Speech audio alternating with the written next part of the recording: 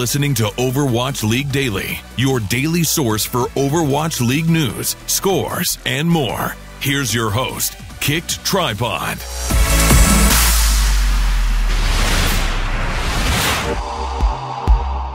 Good morning, Overwatch League fans, and welcome to Overwatch League Daily, your daily source for Overwatch League news, scores, and opinions. I'm John KickedTripod Horseman, and here's your Overwatch League Daily episode for December 1st, 2017. On today's show, the San Francisco Shock bring on a new analyst, and one of the most anticipated rivalries in Overwatch League will begin in this preseason. The Dallas Fuel take on the Houston Outlaws, and I'm joined by Ben Fishstix Goldhaber and Joseph Volamel Franco to discuss the upcoming match.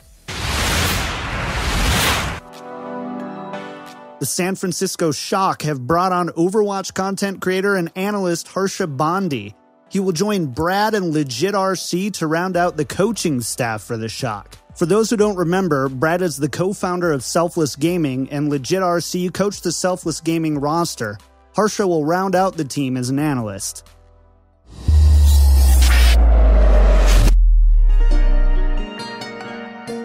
Blizzard is stacking the preseason matches with what is hoped to be killer rivalries. Near the top of everyone's list to watch is Dallas Fuel versus the Houston Outlaws.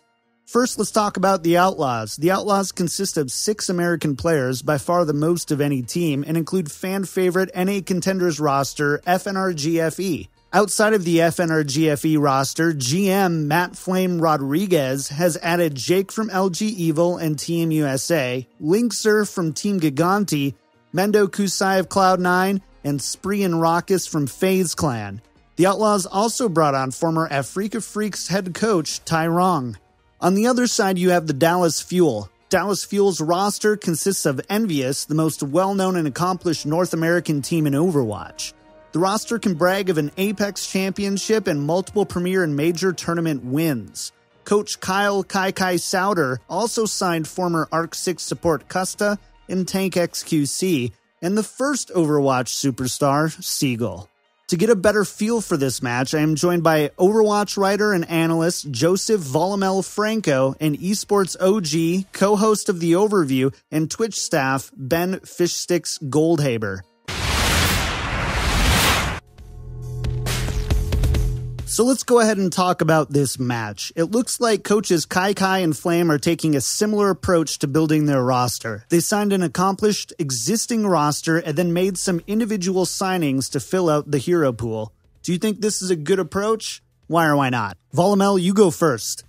Something that I think is incredibly important that I think Flame and Kai have nailed incredibly well as coaches and as a general manager and just relative team builders.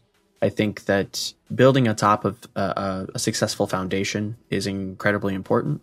It's going to carry you in the short term while also giving you a staging point and a diving board, if you will, for the long term. So yeah, I think that they've done a really, really nice job.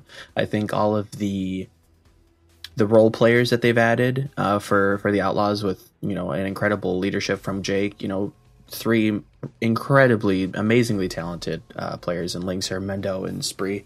And then on the Fuel side, you've got Custa, XQC, and Seagull. I think that they all have their roles within that team. I think that they complement the team very nicely. I think we've already seen success with Seagull in Contender Season 1. I think they're doing a stellar job, and I'm excited to see what they do in the future. What do you think, Fishstix? You're totally right. Both the Houston Outlaws and the Dallas Fuel are comprised of players that have played together in previous iterations of Overwatch. That said, there's a really obvious difference between these two teams. Dallas Fuel, comprised of the former Envious squad, is arguably the most successful team in Overwatch esports history thus far. At least in the Western world, you can't really argue against that. So I agree with the mentality of bringing in tried and true talent, but it's not really comparable at this point, as the Envious squad played together for well over a year, while FNRGFE has only been together for a matter of months. I think Fishstix makes a good point. Nobody has the experience in the Western world against the teams that Envious has played. So I definitely have to give it to him there. But Volamel, do you think that they'll continue that dominance going forward? Do I think the Dallas Fuel will be a contender for the title? Yes. Do I think they're all incredibly talented? Yes. Do I think that their teamwork and strategy depth has shown in some of their later Apex seasons is very deep? Yes, I do. Do I think they're going to dominate the Overwatch League? That I can't say for sure. I think the jury's out on that one. To dominate a league or even a tournament, I think you have to be head and shoulders above your competition, and having teams like New York, Seoul, and even London, I think that they're really going to challenge Dallas. Do I think Dallas can rise to the occasion and maybe even upset them, or take a convincing win off of one of those teams? Yeah, I do. I seriously do think so. But dominate and having dominance, that's a little strong for me. I think that they're, like I said, I think they're going to be incredibly good going into the preseason and in the Overwatch League Season 1. But dominate, that's a little strong for me. So if you were going to be a coach of the Fuel, what would you be doing in preparation for this upcoming match? If I'm Dallas Fuel and I'm preparing for this match, the one thing that I have to look out for the most is the sheer flexibility of this Houston Outlaws roster. Particularly on the DPS front, you're going to see them flexing into all kinds of different roles. Of course, they've also got really, really great off-tank talent with Spree and Coolmat. So you really got to watch out for how flexible and aggressive this team is going to be. Playing a lot of Zarya comps, I would certainly imagine. A lot of dive, and of course, just huge amount of variability in the DPS lineup. So what about the Outlaws? What would you be preparing for this week against a very tough first week matchup? If I'm coaching for the Houston Outlaws, man, this is a tough one. How the hell do you practice and prepare for a team like Dallas Fuel that not just has the proven track record of being one of the best teams in the world, certainly in the Western world, but now they've added players like Seagull onto the roster that give them that projectile flexibility that they didn't particularly have before they had added him? There's really nothing that they can't do. So, I'm not sure. It's going to be difficult. If anything, I think that Outlaws might have a slight edge in the D.Va matchup. So whether we see Mickey on D.Va or they're playing comps without D.Va, we might actually see Coolmat take an edge in that matchup. I think a lot of people are expecting Coolmat to be one of the differences as an off-tank. Who else do you think is going to be a X factor for either of these teams? Talking about X factors, I think for the Outlaws, it has to be Jake. I think he brings a form of structural integrity to that team that's really going to bind the team together. I think under his leadership, I think the core of FNRGFE and whoever else they decide to slot in with their new acquisitions, I think they're going to do incredibly well. With Jake's guidance, I know that he's a very vocal member in the many teams that he's played with. Team USA, Hammers Esports, LG Evil. I think that I think he's really going to change the chemistry of that team and really build it up and improve them going on into the future. And I think when it comes to Dallas Fuel, you've got to look at Taimu. I think he consistently proves that he can play up to his opponents. I think that when the team needs him the most, I think he shows up and he closes the game. We go back to Apex Season 2 against PK Stars with the infamous Widowmaker clip where he goes on a tear and just decimates the entire team. That's something that he can pull out whenever it's needed. So I think that the X factors definitely for Dallas is going to be Taimu for sure. And for the Houston, I can't say that it's anybody but Jake.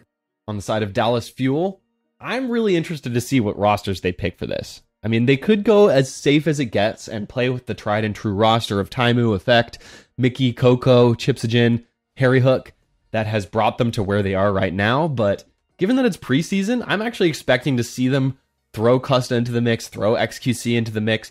And these guys are really unproven on this roster so far. We've seen Seagull play, of course, in Contenders, but these guys are going to be the X factor for Fuel. I wonder if they're going to be able to play at the level that we are expecting them to. We really don't know yet. I think the X factor for the Houston Outlaws is in their flexibility, especially on the DPS front. I mean, you look at guys like Mendo Kusai, Linkser, Jake, they're proficient in more or less every single DPS hero in the game. We're talking Hitscan, we're talking Pharah, Junkrat, Genji. All three of them can play those heroes at a tier 1 level. Particularly Linkser we saw in the end of Contenders play absolutely out of his mind with both hit scan and projectile. And of course, Jake, we know him from the USA squad just recently at the Overwatch World Cup at BlizzCon.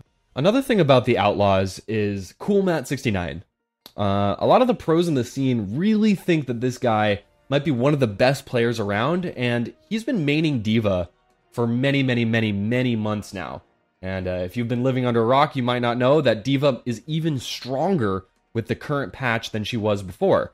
Yes, she has less matrix, but she can chase down squishies, particularly Mercies, Zenyatas. That's a free, easy kill for D.Va. And I'm expecting particularly CoolMatt69 to be a standout player for the Houston Outlaws. All right, so we have some coaching strategies. We've discussed X factors. Now it's the important question. Who is going to take away the W in this first week of Overwatch League in the preseason? That is a good question. My heart is leaning with the Outlaws. It's the FNRGFE core. They're my boys. They're the corn dog dogs.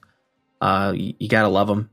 They're a great bunch of guys. They're incredibly talented, and I hope the best for them moving into the Overwatch League Season 1, but my brain is definitely going with Fuel, and my choice definitely would have to be Fuel based on that. I think that they have shown time and time again that they are a force to be reckoned with within the global Overwatch scene.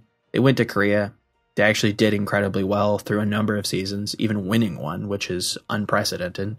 So they have, the track record of proven success, whereas the Outlaws, they could potentially do incredibly well, and I know that they will, but I got to go with my brain here, and I got to go Dallas Fuel in a nail-biting 3-2, and if it's a best of 3, well, it'll be 2-1. All right, Fishstix, last one to you. Who wins Fuel versus Outlaws? Honestly, as much as I like to root for the underdog, and I am a fan of a lot of the players on the Houston Outlaws, you cannot give this to them. It's got to be Dallas Fuel that takes the win here. The only thing that I think might throw us for a loop is going to be who's on the playing field. I mean, both of these rosters have a pretty deep bench. So will we see guys like Custa? Will we see guys like Seagull? Will we see guys like XQC playing for Dallas Fuel? That might be the only thing that gives Houston Outlaws an edge here. All right, well, there you have it. Both Fishstix and Volamel expect the Fuel to defeat the Outlaws, but there are some X factors to be looking for on December 7th.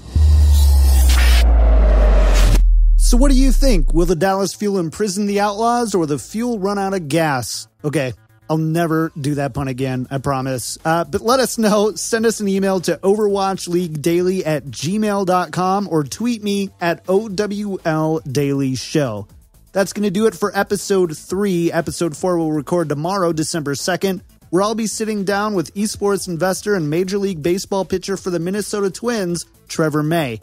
Trevor was the keynote speaker at the Players Summit, and I'm going to ask him what he had to say to the players and the league. Remember, you can find this show on any of your favorite podcast outlets, including iTunes, SoundCloud, and Google Podcasts, and we're on YouTube too. Click on the link below in the show notes to find us. Want to stay in touch? Email me at overwatchleaguedaily@gmail.com or tweet me at OWLDailyShow. And you can also join our Discord at discord.me/OWLDailyShow. That's going to do it for episode 3. We'll see you tomorrow.